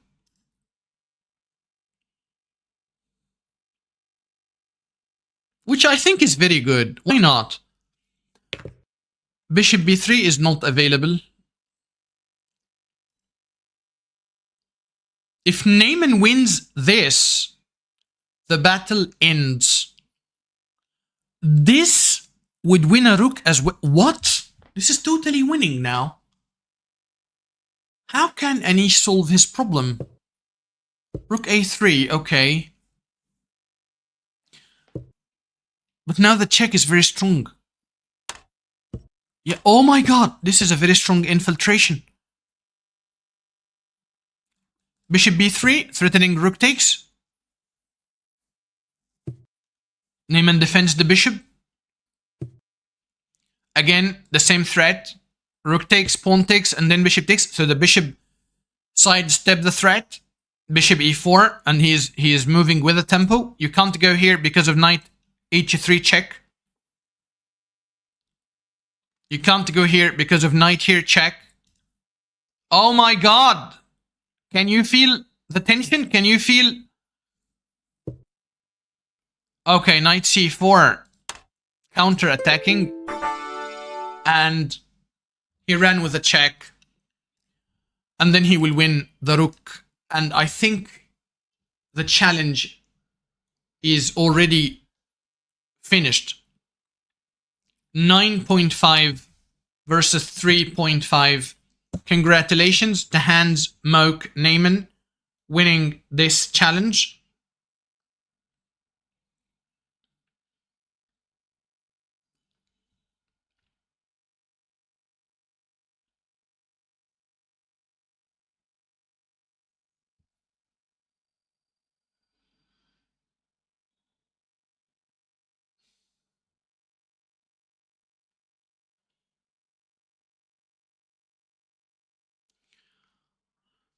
Okay, we'll just see if we have more games. I think we don't have more games.